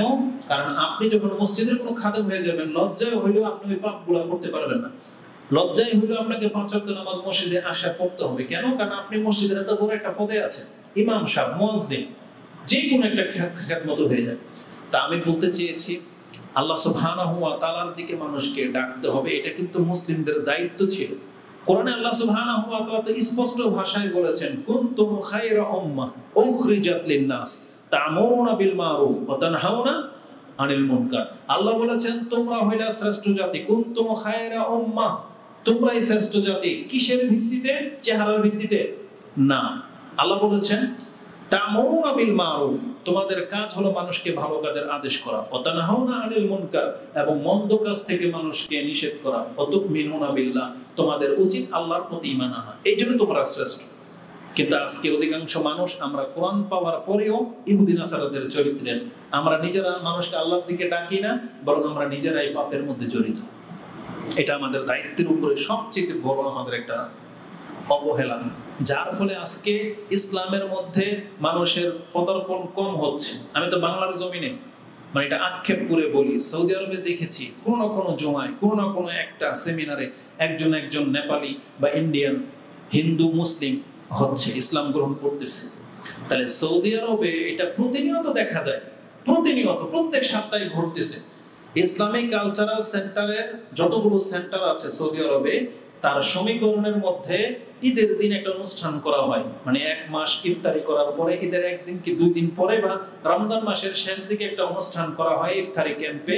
তাতে দেখা যায় প্রায় সময় না হইলেও 100 জন ফিলিপাইনি ইসলাম গ্রহণ করেছে, হয়তো 10-20 জন নেপালের, কেরালার ইসলাম গ্রহণ করেছে। তাদেরকে নিয়ে, নিউ মুসলিমদেরকে নিয়ে অনুষ্ঠান করা হয় সৌদি আরব। কিন্তু বাংলাদেশের এতগুলো মানুষ মুসলিম, 90% মুসলিম আমরা বাস করি। আপনি বলতে পারবেন, আপনি চিটাগাং রোড থেকে চাষারা পর্যন্ত আপনি আজকে 1 বছর রিপোর্ট দেখাইতে পারবেন যে আপনার মেমোরিতে বা আপনি সংবাদ শুনেছেন কোনো একজন হিন্দু ইসলাম গ্রহণ করেছে? অথচ আমরা 90% মুসলিম। তাহলে সৌদি আরবে প্রত্যেক বছর কয়েক হাজার মানুষ ইসলাম গ্রহণ করে। কেন? আপনি নিজেই বলতেছেন সৌদি আরব অত্যন্ত খারাপ হয়ে গেছে, এই সেই কত কিছু, তাই না? কিন্তু সেখানে কেন মানুষ, অমুসলিমরা গেলে ইসলাম গ্রহণ করে? কারণ এখন পর্যন্ত সেখানে ইসলামের একটু ভাবমূর্তি আছে, এবং ওরা দাওয়াতি কাজ করে মানুষকে, অমুসলিমদেরকে ইসলাম বোঝানোর জন্য তারা অনেক টাকা খরচ করে, বোঝায়, ওর যা প্রয়োজন সেটাকে দেখে ইসলামী সেন্টারে নিয়ে যায়, গাড়ি ভাড়া করে নিয়ে যায়, যাতে করে ইসলামটা বুঝতে পারে। আরে এক বেলার খাদ্য খাওয়ালে যদি কোনো ব্যক্তি ইসলাম গ্রহণ করে ফেলে, আপনি কি জানেন এটার নেকিটা কত? কিন্তু বাংলার জমিনে আমরা মুসলিমরা সেই দায়িত্ব কেন নেই না? আপনি কি জানেন একটা হিন্দুকে দেখলে আমাদের কত কষ্ট হয়? কত সুন্দর সুন্দর হিন্দুরা আছে, আপনি জানেন মরলেও জাহান্নামে যাবে। একবার ভাবেন একটা হিন্দুকে দেখে যে আমাদের ধর্ম মতে কোরআন হাদিস কি বলে, নাকি এটা আমি বাড়াবাড়ি করতেছি, কোন হিন্দু জান্নাতে যাবে? তাহলে আপনার কষ্ট হয় না যে বাংলার জমিনে আমরা এতগুলো মুসলমান থাকতে আমাদের চরিত্র দেখে একটা হিন্দু ইসলাম গ্রহণ করলো না? তাহলে আমরা কিসের দাওয়াতি কাজ করি? কিসের দাওয়াতি কাজ করি আমরা? তাহলে এটার জন্য বলতেছে, আমাদের একটা দায়িত্ব ছিল আমরা মুসলিমদের, যে আমরা অমুসলিমদেরকে ইসলামের দিকে দাওয়াত দেব। আজকে বাংলার জমিনে ক্ষমতাকে, চেয়ারকে দখল করার জন্য যে গ্রুপিং শুরু হয়েছে, যে মারপিট, যে মেহনত, এটা কি এই জন্য হওয়া উচিত ছিল? বরং এই মেহনতটা তো হওয়া উচিত ছিল যে পার্শ্ববর্তী রাষ্ট্রগুলো, কাফের রাষ্ট্র, তাদেরকে আমরা কিভাবে দখল করব, সেই মেহনত করা উচিত ছিল।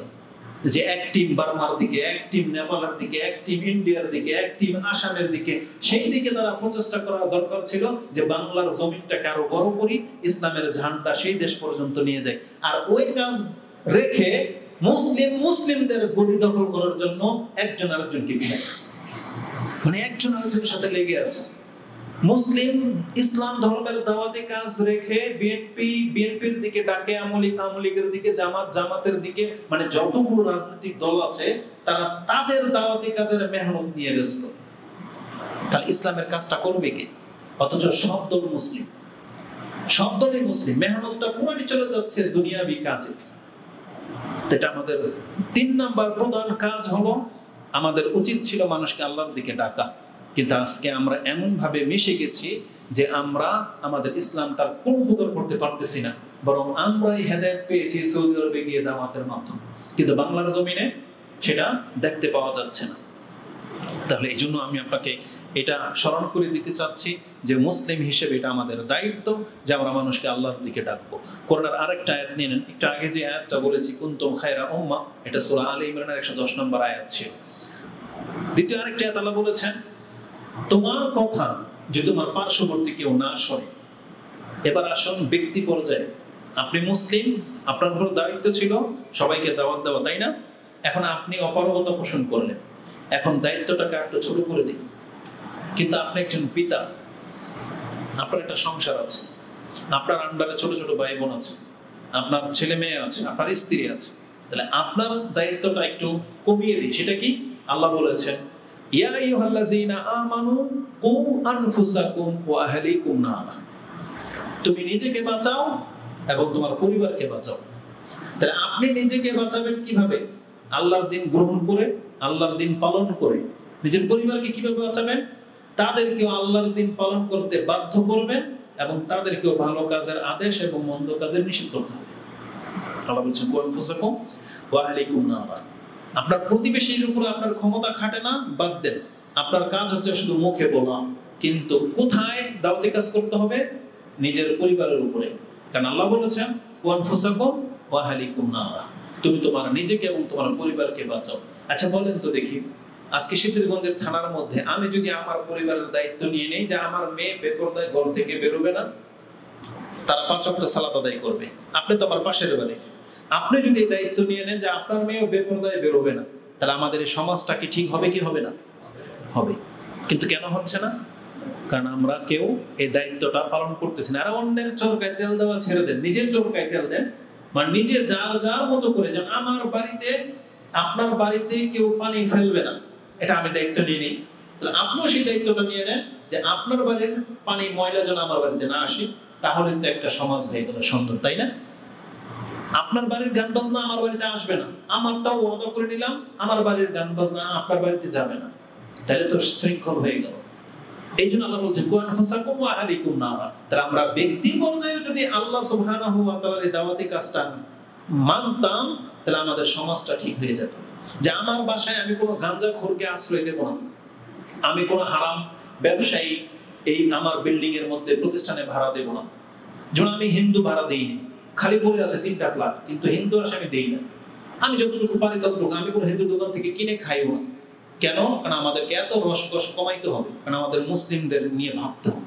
কিন্তু আপনি সেটা কেন করেন না? তালাকুলিহা, আমি আপনাকে বোঝাতে চেয়েছি আমাদের মুসলিম হিসেবে দায়িত্ব হলো আল্লাহর দিন পালন করা, আল্লাহর দিন শিখা।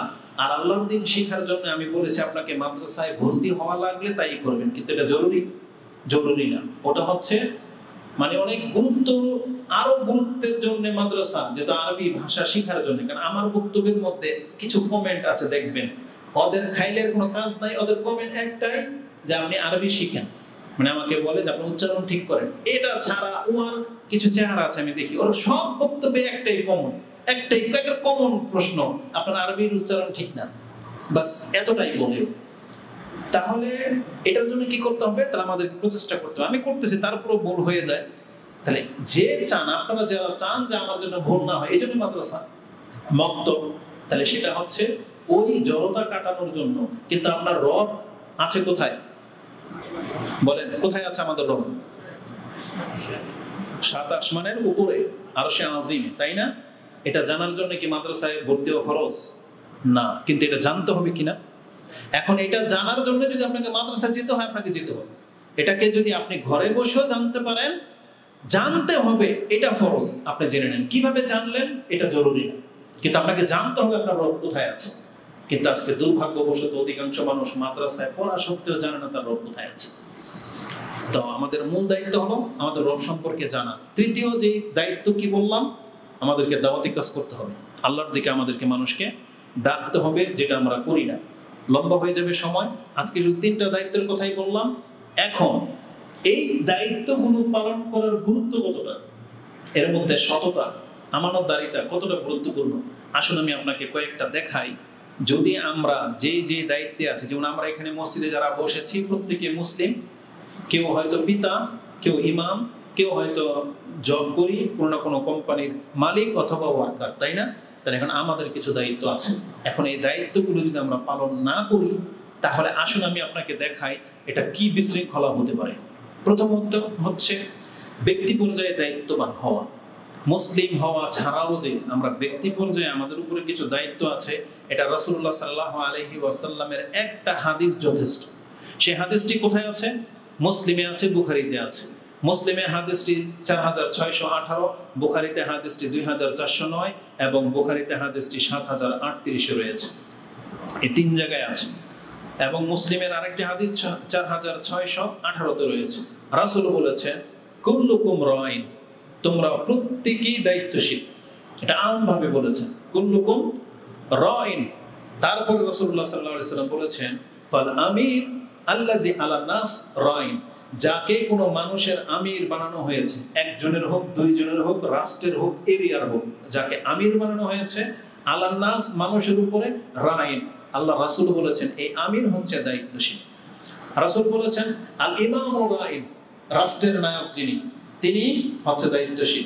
মসজিদের ইমামকে বলা হয়েছে সে হলো দায়িত্বশীল। তারপরে আর রাজুল, যেমন আমরা এখানে কেউ ইমামও না, এখানে কেউ রাষ্ট্রপ্রধানও না, কেউ আমিরও না, নেতাও না, কিন্তু কি রাজুল, পুরুষ, কর্তা। আমি আর আপনি ঘরের কর্তা। রাসূল বলেছেন আর রাজুল রাইন, প্রত্যেকটা পুরুষ কর্তা, দায়িত্বশীল, ফি আহলিহি, তার পরিবারের, প্রত্যেকের পরিবারের প্রত্যেকে দায়িত্বশীল। ওয়াল মারআ, মহিলাদেরকে বলা হয়েছে সেই মহিলা হয়তো ইমাম না, রাষ্ট্রের নায়ক না, কিন্তু সেই ঘরের কারো না কারো স্ত্রী, কারো না কারো মা, তাকে বলা হয়েছে রাইয়াতুন, সেও একজন দায়িত্বশীল, আলা বাইতি বালিহা, তার স্বামীর পরিবারে সে দায়িত্বশীল, ওয়া ওয়ালাদিহা, তার সন্তানের সে দায়িত্বশীল। দেখেন, পিতাকে বলা হয়েছে সে পুরো পরিবারের দায়িত্বশীল, আর মহিলাকে বলা হয়েছে সে তার স্বামীর সম্পদের আর সন্তানের দায়িত্বশীল, কিন্তু স্বামীর দায়িত্বশীল মহিলাকে বলা হয়নি। একজন পুরুষ তার সম্পদ, তার সন্তান, তার স্ত্রীর উপরে দায়িত্বশীল। তার মানে স্ত্রী যদি সালাত আদায় না করে, এটার জন্য কাকে জবাবদিহি করতে হবে? স্বামীকে জবাবদিহি করতে হবে। স্বামী যদি সালাত আদায় না করে, স্ত্রীকে ধরবে আল্লাহ? না, স্ত্রীকে ধরবে। কারণ স্বামীর উপরে স্ত্রীকে দায়িত্ব দেওয়া হয়নি যে তোমার স্বামী যদি হালাল না খায়, তোমার স্বামী যদি সালাত আদায় না করে, জেনা যদি করে, মদ যদি খায়, তাহলে তাকে শায়েস্তা করো, এই অধিকার স্ত্রীকে দেওয়া হয় নাই। কিন্তু প্রত্যেকটা পুরুষকে অধিকার দেওয়া হয়েছে, তোমার স্ত্রী যদি সালাত আদায় না করে, তোমার স্ত্রী যদি বেপরদায় ঘুরে নেশা করে, তাহলে এর জবাবদিহিতা তোমার করতে হবে। এটা খুব কঠিন একটা কথা। কিন্তু এজন্য রাসূলুল্লাহ সাল্লাল্লাহু আলাইহি ওয়াসাল্লাম প্রত্যেকের কার কি দায়িত্ব সেটা আমভাবে বলে দিয়েছেন এবং বলেছেন আল খাদিম রাইন ফি মালি সাইয়্যিদিহি, এবং যে ব্যক্তি গোলাম হবে সে তার মালিকের দায়িত্বশীল। এগুলো সব বলার পরে তারপর রাসূল বলেছেন আলা, তোমরা প্রত্যেকে শুনে রাখো, ফাকুল্লুকুম রাইন, তোমরা প্রত্যেকে দায়িত্বশীল, ওয়া কুল্লুকুম মাসউলুন আন রাইয়াতিহি, আর কিয়ামতের মাঠে তোমাদের প্রত্যেকের দায়িত্ব সম্পর্কে কাল কিয়ামতের মাঠে জিজ্ঞাসা করা হবে। তো আমরা আমভাবে সবাইকে, আমরা কেউ কিন্তু দায়িত্বের বাইরে পড়ি না। এজন্য যারাই বিয়ে করেছি তারা ফেঁসে যাব, যারা বাবা হয়েছি তারাও ফেঁসে যাব, যারা কোনো একটা কাজের মালিকত্ব গ্রহণ করেছি তারাও ফেঁসে যাবেন, যারা ওয়ার্কার কর্মচারী তারাও ফেঁসে যাবেন যদি এই দায়িত্বে কোনো গাফিলতি করেন। এটাকে আপনি সিরিয়াসলি নেন। যদি আমি ছোট নগণ্য একজন ব্যক্তি বক্তব্যটা করতেছি, এটা আমি আমার উপর অনেক প্রেশার দিয়ে করতেছি, আল্লাহ যেন আমাকে দায়িত্বশীল বানান এবং আপনারও দায়িত্বশীল হন, এই দোয়াই করি। এই কথাটা যদি একজন আল্লাহর ফেরেশতা নেমেও বলতো না, এই বক্তব্যটা যতটা মূল্যায়ন করা উচিত ছিল, আমি বলতেছি আপনাকে ততটাই মূল্যায়ন করতে হবে, কারণ বিধানটা আমার না, কথাগুলো আমার না, এই কথাগুলো আল্লাহ সুবহানাহু ওয়া তাআলা এবং তার রাসূলের, যেটা জাস্ট আমি শুধু নকল করে আপনার কাছে পেশ করেছি যে ইসলামের এমন একটা বিধান আছে, সেটা আমাদেরকে নিতে হবে। তো তাই প্রত্যেকের দায়িত্ব সম্পর্কে আমাদেরকে জিজ্ঞাসা করা হবে। এই গেল দায়িত্ব সম্পর্কে। এখন মুসলিম হিসেবে তার উপরে যে দায়িত্ব দেওয়া হয়েছে, আপনি যদি সেটা পালন না করেন, তাহলে বলেছি যে এটার কি রেজাল্ট হতে পারে। মুসলিম হিসেবে যদি দায়িত্ব না পালন করেন, ইসলামের একটা ভাষা হলো যেই ব্যক্তি অন্তর থেকে অস্বীকার করেছে, মেনে নেয়নি, তারকে একটা ভাষা বলেছে ইসলাম। সেটা কি? যে ব্যক্তি আল্লাহকে অস্বীকার করেছে, কোরআনকে অস্বীকার করেছে, মুহাম্মদ সাল্লাল্লাহু আলাইহি ওয়াসাল্লামকে অস্বীকার করেছে, আল্লাহ তাকে কি বলেছে? কাফের। আল্লাহ তাকে কাফের বলেছেন। আল্লাহ সুবহানাহু ওয়া তাআলা আরেকজন ব্যক্তির পরিচয় করিয়ে দিয়েছেন যে মুখে বলে আমি মানলাম কিন্তু আর অন্তর মানলো না, তাকে কি বলা হয়েছে? মুনাফিক বলা হয়েছে। মারাত্মক ব্যাপার, কিন্তু বিকল্প কোনো শব্দ আছে? নাই। তো এই জন্য যে ব্যক্তি মুসলিম হিসেবে দায়িত্ববান আর যদি সে তার ইসলাম পালন না করে, কোরআন তাকে মুনাফিক বলেছে। কারণ মুনাফিক মিথ্যা বলে, মুনাফিক ওয়াদার খেলাফি করে, মুনাফিক আমানতের খেয়ানত করে, আর মুনাফিক আল্লাহর স্মরণই করতে চায় না ইল্লা কালিলা। নামাজে দাঁড়ালেও শিথিলতার সাথে দাঁড়ায়। এগুলো যদি মুনাফিকের গুণ হয়, আর যারা আমরা নামাজই পড়ি না, বলেন তাহলে এদের ব্যাপারে আমরা আর হুকুম লাগাতে চাচ্ছি না। আপনি বুঝে নেন এরা কি হতে পারে। একজন ব্যক্তি সম্পর্কে যে সে 4 রাকাত নামাজ পড়লো 2 মিনিটে, আল্লাহ বলেছেন মুনাফিক। যে ব্যক্তি নামাজে জামাতে আসলো না, রাসূল বলেছেন এটা মুনাফিকদের আলামত। এটা আপনি খুব দিব্যের সাথে গ্রহণ করেছেন। তাহলে যে ব্যক্তি নামাজ পড়ে না, ও কিভাবে মুসলমান হয়? বলেন। এটার হুকুম আমি লাগাচ্ছি না, আপনারা জেনে নেন কোরআন হাদিসে এমনটাই আছে। কোরআনের একটা আয়াত আমি আপনাকে বলি, যে কোরআনে আল্লাহ বলেছেন মাসালুল লাযিনা হুমিলুত তাওরাত, যে ব্যক্তিরা এই কোরআন গ্রহণ করার পরে মানে না, তাদের উদাহরণ ওই তাওরাতওয়ালাদের মতো যাদের উদাহরণ ছিল গাধার মতো। কোরআন আল্লাহ বলেছেন এই কথাটা। যারা দায়িত্ব মানেন না, এই যে কোরআন আমানত গ্রহণ করার পরেও সেটাকে বহন করতেছে না, আল্লাহ তো এক জায়গায় বলেছেন কানাল ইনসানু যালুমান জাহুলা, মানুষ হচ্ছে জালেম এবং অজ্ঞ। আর এখানে আল্লাহ বলেছেন মাসালুল লাযিনা হুমিলুত তাওরাতা সুম্মা লাম ইয়াহমিলুহা কামাসালিল হিমার ইয়াহমিলু আসফারা। একটা গাধাকে নিয়ে আসা হয়েছে, যে গাধার পিঠে এক বস্তা বই চাপিয়ে দেওয়া হয়েছে। এই গাধা কোনোদিন কি বই খুলে পড়ে? কোনোদিন পড়ে না। কেন পড়ে না? কারণ তো গাধা, তাই না? গাধা না হলে তো পড়তে পারলে পড়তো, কিন্তু গাধা ও তো পড়তে পারবে না, কারণ ওর উপরে চাপিয়ে দেওয়া হয়েছে। আল্লাহ ঠিক এই কথাটা মানুষের উপরে চাপিয়ে দিয়েছেন, যে মানুষগুলো কোরআন একটা ঘরে রেখেছে কিন্তু পড়তে পারে না বা পড়ে না, ওই গাধার মতো। আল্লাহ বলেছেন ও যদি পড়তে পারতো তাহলে পড়তো, কিন্তু ও তো গাধার মতো শুধু এটা বয়ে বেড়ায়। যেমন মাদ্রাসায় যারা কোরআন বিক্রি করে, সে কাদের মধ্যে নিয়ে সারাদিন কিন্তু কোরআন বেচে, লাইব্রেরিতে কোরআন আছে বেচে, কিন্তু লাইব্রেরিওয়ালাকে জিজ্ঞেস করেন ও একদিনও কোরআন পড়ে না। তার মানে ও কি? ওই গাধার মতো। ও হলো গাধা, যে কোরআন বেচে কিন্তু কোরআন ও পড়ে না। আল্লাহ বলেছেন মাসালুল লাযিনা হুমিলুত তাওরাতা সুম্মা লাম ইয়াহমিলুহা কামাসালিল হিমার ইয়াহমিলু আসফারা বি'সা মাসালুল কওমিল লাযিনা কাযযাবু বিআয়াতিল্লাহ ওয়াল্লাহু লা ইয়াহদিল কওমাজ জালিমিন। আল্লাহ সুবহানাহু ওয়া তাআলা এটা সূরা জুমার মধ্যে বলেছেন, 62 নম্বর সূরার 5 নম্বর আয়াতে পেয়ে যাবেন। আর আল্লাহ কোনোদিন জালেমদেরকে হেদায়েত করেন না। তার মানে আমরা যারা কোরআনকে আল্লাহর কালাম হিসেবে গ্রহণ করেছি, এখন যদি এই কালামের দায়িত্ব পালন না করি, তাহলে আমাদেরকে আল্লাহ সুবহানাহু ওয়া তাআলা গাধার সাথে তুলনা করেছে। বরং আর আমরা নিচে নেমে যাব। এটা তো তাওরাতের উদাহরণ দেওয়া হয়েছে, কিন্তু আমরা আরো বেশি নিচে নেমে যাব। এজন্য আমাদেরকে কি করতে হবে? মুসলিম হিসেবে আমাদেরকে আমাদের দায়িত্ব পালন করতে হবে। আর যখন কোনো ব্যক্তিকে কোনো একটা দায়িত্ব দেওয়া হয়েছে, সে যদি দায়িত্ব পালন না করে, বলেছি যে এটার খারাপই কি হতে পারে সেটা আমি আপনাকে বোঝাবো। ধরেন একজন মুয়াজ্জিন, সে মুয়াজ্জিনের দায়িত্ব নিয়েছে। মুয়াজ্জিনের দায়িত্ব কি বলেন তো? যখন তখন, কখন? একবারে সঠিক টাইম। কিন্তু এখন কোনো মুয়াজ্জিন যদি এই কাজটা দায়িত্বের সাথে না করে, আপনি মুয়াজ্জিনের পাপটাকে কত বড় করে নেবেন। আজকে বৃহস্পতিবার আপনি সিয়াম রেখেছেন, আর মুয়াজ্জিন আজান দিয়েছে 3 মিনিট আগে, সূর্য এখনো ডুবে নাই। বলেন তো এলাকাবাসী কি করবেন? মুয়াজ্জিনরে কি করবেন? পারলে ওকে তো শেষ, আর চাকরি তো শেষই, পারলে ওকেও শেষ, যে আপনার একটা সিয়াম নষ্ট করে দিল। তো তার মানে এই দায়িত্বটা কত বড় দায়িত্ব যে পালন করে যাচ্ছে, কিন্তু তার বেতন সব থেকে কম, তাই না? কিন্তু আজ পর্যন্ত আলহামদুলিল্লাহ কোনো মুয়াজ্জিন হয়তো তার দায়িত্বে গাফিলতি করে নাই, না হলে আমাদের অনেক সিয়াম নষ্ট হয়ে যেত। যদিও দেখা যায় অনেক সময় ফজরের আজানের ক্ষেত্রে সে গাফিলতি করে, অনেক সময় টাইম টু টাইম আজান দেয় না, কারণ বাংলাদেশ এমন একটা রাষ্ট্র যেখানে জনগণের মত চলে, একটা হইলেই হইল, বুঝেন? কিন্তু সৌদি আরবে এটা চলবে। বরং এই দেশটা যদি ইসলামিক রাষ্ট্র হইতো, মুয়াজ্জিনের ক্ষমতা আছে যে আজানের ওয়াক্ত হয়ে গেছে আর ও খেয়াল খুশি আজান দেবে। কিন্তু বাংলাদেশ এটা হয়। আপনি ফজর নামাজের সময় দেখবেন, যেই দেশের ফজরের নামাজ 35 মিনিট ধরে হতেই থাকে, এমন একটা রাষ্ট্র আমরা। তাহলে সেই জায়গায় আপনি নফল নামাজ আদায় করতে পারবেন, নফল সিয়াম রাখতে পারবেন? বাংলার জমিনের কোনো ব্যক্তি বলতে পারবে না যারা হানাফিদের নামাজকে ফলো করে, আজানকে ফলো করে এদের সিয়াম হয়, বলতে পারবে না। কোন ব্যক্তি যদি জ্ঞান রাখে যে সাহারির শেষ ওয়াক্ত কখন, তখন সে কিন্তু ওইভাবে সেহরি খায়। কিন্তু হানাফিদের আজানকে ফলো করে যদি কেউ সিয়াম রাখতে চায়, ওর সিয়াম শেষ। তারা সঠিক ওয়াক্তের চাইতে 20, 25, 30 মিনিট পর আজান দেয়।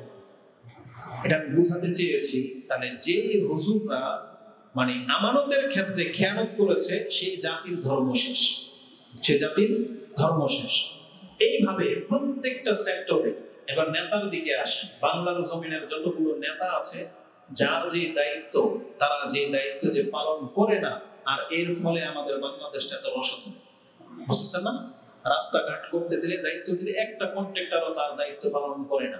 অথচ আমরা মুসলিমরা কাফেরদের ভিডিও ক্লিপ প্রকাশ করি যে দেখেন আমেরিকা বা কাফেরের চায়না কোন একটা রাষ্ট্রের মধ্যে রাস্তা বানাচ্ছে, রাস্তার ভিতরের মধ্যে পাইপ ঢুকিয়ে দিয়ে ওরা থিকনেসটা দেখতেছে যে পিসিং যে ঢালাই করেছে, এই পিসের মাত্রা কতটুকু, 8 ফিট, 8 ইঞ্চি, এই 8 ইঞ্চি হয়েছে কিনা ওদের ইঞ্জিনিয়ার এসে চেক করে দেখতেছে। অথচ ধর্ম ওরা কাফের। ধর্মে কি আমাদের কাছে ওরা কাফের, কিন্তু আমরা মুসলিম হয়ে ওর যদি কন্টাক্টের মধ্যে লেখা থাকে 6 ফিট 6 ইঞ্চি, ও দেবে 3.5 ইঞ্চি, 2.5 ইঞ্চি টাকার পকেটে। রাস্তা পাশ হয়েছে 12 ফুট, ও পারলে কোনো কোনো জায়গায় 10 ফিট করে দেবে। কেন? ওই 2 ফিটের টাকার পকেট।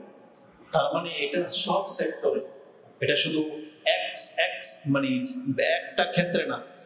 লেবার থেকে নিয়ে শুরু করে একবার মন্ত্রী পর্যন্ত, লেবার পারলে ওকে বলেছে 10 ওভার মাঠে খেলতে, ও পারলে 8 ওভার ফেলে দিয়ে বেতন নেবে। এটা এখান থেকে শুরু হয়েছে, একবার এটা পুরো মানে সচিব পর্যন্ত। তো আমরা এগুলো বলতে গেলে অনেক লম্বা হয়ে যাবে কথা, এটা আপনারা জানেন। তাহলে যাকে যে দায়িত্ব দেওয়া হয়েছে, সে যদি সেটা পালন না করে, এই পৃথিবীতে যে বিপর্যয়টা আসবে, এটাকে কোরআনের ভাষায় ফাসাদ বলা হয়েছে। কি বলা হয়েছে? ফাসাদ। আজকে আমরা বাংলার জমিনে সেই ফাসাদের মধ্যে আছি, যেটা আল্লাহ কোরআনে নিষেধ করে দিয়েছিলেন, লা তুফসিদু ফিল আরদি বাদা ইসলাহিহা। আমি মুহাম্মদ সাল্লাল্লাহু আলাইহি ওয়াসাল্লাম এবং সাহাবায়ে কেরামদের মাধ্যমে পৃথিবীতে মুসলিমদের একটা ইনসাফ কায়েম করার জাতি হিসেবে তৈরি করে দিলাম। তোমরা কিন্তু পরবর্তীরা ফাসাদকারী হইও না। কিন্তু আমরা ওই ফাসাদকারী হয়েছি।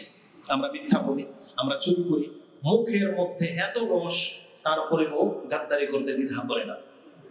আমরা অন্যের কথা বাদ দেই, যেহেতু লাইভ হচ্ছে তো, আর আমি ভুক্তভোগী। আমরা আমাদের অন্যের কথা বাদ দেন, যাদেরকে দিনী ভাই হিসেবে চিনি, দিনী ভাই হিসেবে। আমার মতন ব্যক্তির কাছ থেকে আজ পর্যন্ত যতজনে টাকা ধার নিয়েছে, একজন আমানতের সাথে টাকা ফেরত দেয়নি।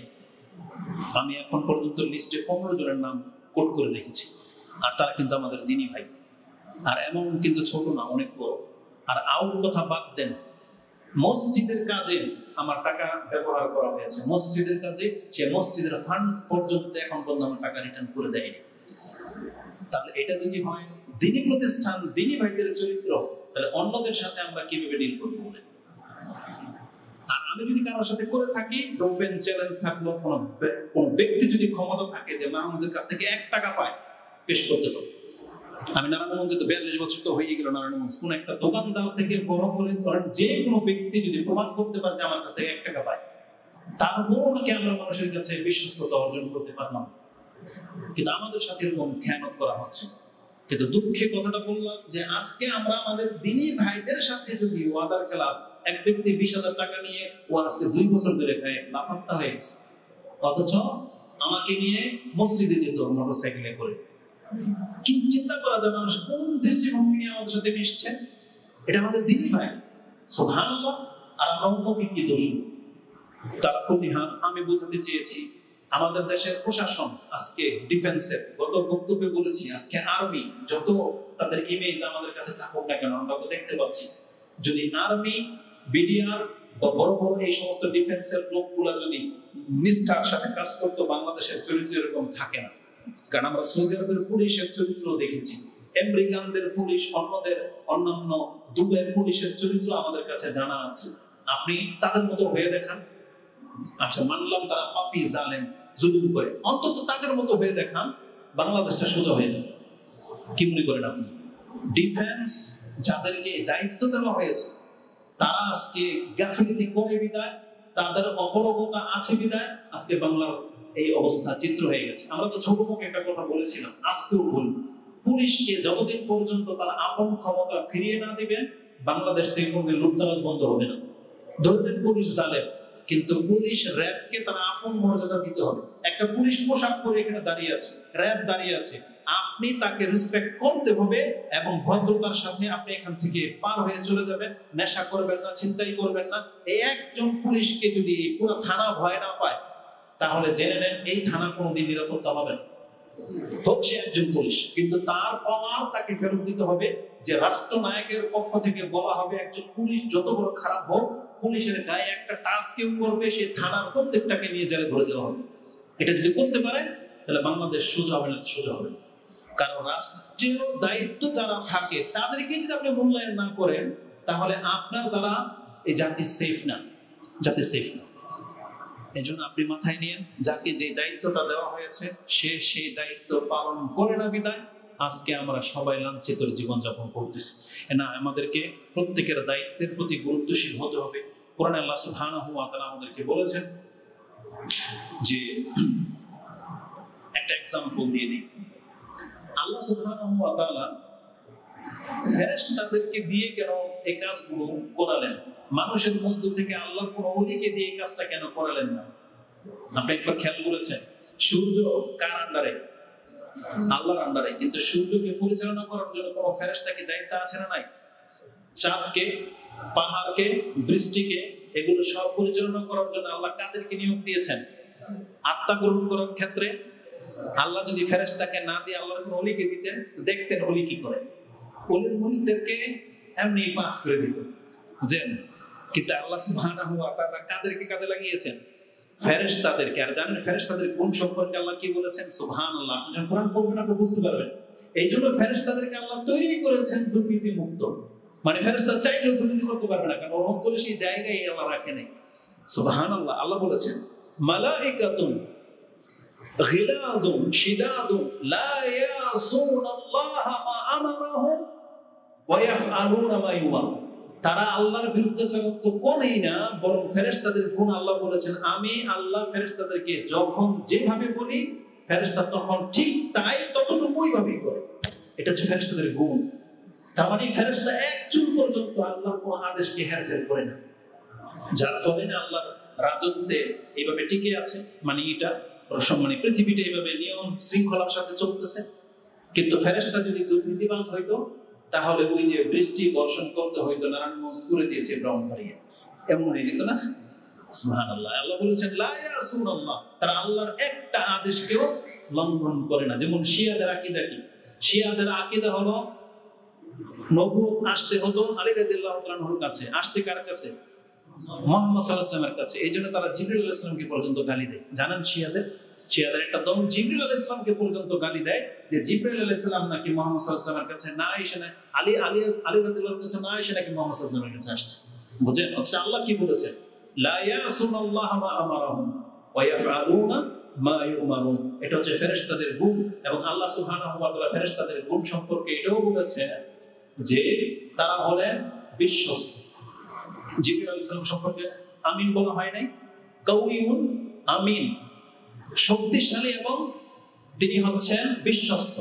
ওনার বিভিন্ন জায়গাতে সেটা বলেছেন, যেমন তাকবীর, সূরা তাকবীরের মধ্যে এই গুণগুলো আপনি পাবেন, যেটা ফেরেশতাদের সম্পর্কে বলা হয়েছে। তো রাসূলুল্লাহ সাল্লাল্লাহু আলাইহি ওয়াসাল্লাম বলেছেন ফেরেশতারা কোনো হেরফের করে না। আচ্ছা, ফেরেশতারা যদি হেরফের দুর্নীতিবাজ হতো, দুনিয়া তো ধ্বংস হতোই, আপনার আমার জীবনের একটা বড় ক্ষতি হতো। সেটা কি জানেন? একটা চমৎকার একটা হাদিস আমি আপনার কাছে পেশ করি। বিচারের মাঠে যখন একজন ব্যক্তির আমলনামা লেখা হবে, তাকে যখন পড়তে দেওয়া হবে, আপনি জানেন আল্লাহ কি করেছেন সেখানে? ওই ব্যক্তিকে জিজ্ঞেস করবে, তুমি তোমার আমলনামাটা পড়ো, দেখো দেখি আমার ফেরেশতারা যারা দায়িত্ব ছিল তারা খালায়েক ইয়াউমুল কিয়ামা, কিয়ামতের মাঠে ফায়ানশুরু আলাইহি তিসআতান ও তিসঈনা সিজিল্লা, তার সামনে 99টা কিতাব নিয়ে আসা হবে যেটা তার আমলনামা, এবং কুল্লু সিজিল্লিন মিসলু মাদ্দিল বাসার, এক একটা কিতাব যখন খোলা হবে আপনার দৃষ্টি যতদূর পর্যন্ত যাবে আপনার একটা কিতাব এত বড় লম্বা। এভাবে কয়টা কিতাব? 99টা কিতাব তার সামনে রাখা হবে এবং আল্লাহ তাকে বলবে ফায়াকুল আতুনকিরু মিন হাযা শাই, এই কিতাবের মধ্যে যা লেখা আছে হে বান্দা তুমি কি কোনো একটাকেও অস্বীকার করতে পারো, কোন একটাকেও তুমি আপত্তি করতে পারো? এখানে বলা হয়েছে সেই ব্যক্তি বলবে আযালামাকা, আমার যে হেফাজতকারী ফেরেশতা আছে তোমার সাথে কোনো হেরফের করেছে, তোমার উপর কোনো জুলুম করেছে কিনা দেখো তো দেখি, কোন একটা কিছুকে এই জায়গায় একটা নুকতা মেরেছে যেটা তুমি করো নাই, এটা কই আপত্তি করতে পারবে তুমি? এটা আল্লাহর বান্দাকে জিজ্ঞেস করবে, যে ফেরেশতা যে নিজের পক্ষ থেকে একটা খোঁচাও মারতে পারে না, এজন্য বান্দাকে জিজ্ঞেস করতেছেন যে তুমি কি ফেরেশতার লিখনের উপরে কোনো আপত্তি করতে পারো, দেখো তো দেখি। সেই ব্যক্তি বলবে ফায়াকুল লা ইয়া রাব, হে আমার প্রতিপালক এখানে আমার কিছু বলার ক্ষমতা নাই, যা আছে সব পুঙ্খানুপুঙ্খ লেখা আছে। এটা কে পারে? একটা দায়িত্বশীল ব্যক্তি পারে, যাকে যে দায়িত্ব দেওয়া হয়েছে সে পারে। কিন্তু আমাদেরকেও বলা হয়েছিল আমরা যেন এই চরিত্রের হই, কিন্তু আমাদেরকে আজকে দায়িত্ব দিলেই দেখা যায় আমরা খেয়ানত করে বসে থাকি, যার ফলে আজকে বাংলার জমিনের এত বিপর্যস্ত অবস্থা, যার ফলে আমরা এত লাঞ্ছিত জীবনের মধ্যে আছি, যেটা আল্লাহ সুবহানাহু ওয়া তাআলা ফেরেশতাদেরকে দেয়নি, ফেরেশতাদের কাছ থেকে সেটা আল্লাহ সুবহানাহু ওয়া তাআলা উঠিয়ে নিয়েছে। তারপরে এই জমিনে মুহাম্মদুর রাসূলুল্লাহ সাল্লাল্লাহু আলাইহি সাল্লাম তাকে যে দায়িত্ব দেওয়া হয়েছিল মুহাম্মদ সাল্লাল্লাহু আলাইহি সাল্লামকে পরিপূর্ণভাবে পালন করেছে কি করেন নাই? যদি তিনি রিসালাতের ক্ষেত্রে নিজের জন্য একটু যদি ফ্যাসিলিটি নিতে চাইতেন, তিনি দাওয়াতি কাজ যদি না করতেন তাহলে তিনি পারতেন, কিন্তু পেরেছেন? পারেন। তাকে আঘাত করা হয়েছে, তাকে তারপর দাওয়াতি কাজ করতে আল্লাহ তাকে বাধ্য করেছেন এবং তিনি তার পুঙ্খানুপুঙ্খ দাওয়াতি কাজ করেছেন। তিনি কোনো হেরফের করেননি, যাকে যতটা দেওয়ার ততটা তিনি দিয়েছেন। তাকে অপবাদ দেওয়া হয়েছে, কিন্তু আল্লাহ তার জবাবে কোরআন আয়াত নাযিল করে দিয়েছেন। এই মুহাম্মদ সাল্লাল্লাহু আলাইহি সাল্লাম সম্পর্কে আল্লাহ কি বলেছেন? ইয়া আইয়ুহার রাসূল বাল্লিগ মা উনজিলা ইলাইকা মির রাব্বিক ওয়া ইন লাম তাফআল ফামা বাল্লাগতা রিসালাতাক, আপনি যদি আমার এই দাওয়াতি কাজ না করেন তাহলে আপনি রিসালাতের দায়িত্ব পালনকারী হইতে পারবেন না। কিন্তু রাসূল কি দাওয়াতি কাজ করে নাই? তার মানে আল্লাহ বলেছেন যদি আপনি এটা না করেন তাহলে আপনি যেন আমার রিসালাতের দায়িত্ব পালন করতেছেন না। কিন্তু রাসূলুল্লাহ সাল্লাল্লাহু আলাইহি সাল্লাম তার উপর অনেক অত্যাচার তিনি সহ্য করেছেন, তারপর রিসালাতের দায়িত্ব তিনি পুঙ্খানুপুঙ্খভাবে পালন করেছেন, তিনি কোনো হেরফের করেননি। এভাবে বলতে গেলে অনেকটা লম্বা হয়ে যাবে বক্তব্য। আমি আমার মূল মেসেজটাকে আপনাদেরকে বোঝাতে পারলাম কিনা, এটা হচ্ছে আমরা মুসলিম হিসেবে কিন্তু দায়িত্ব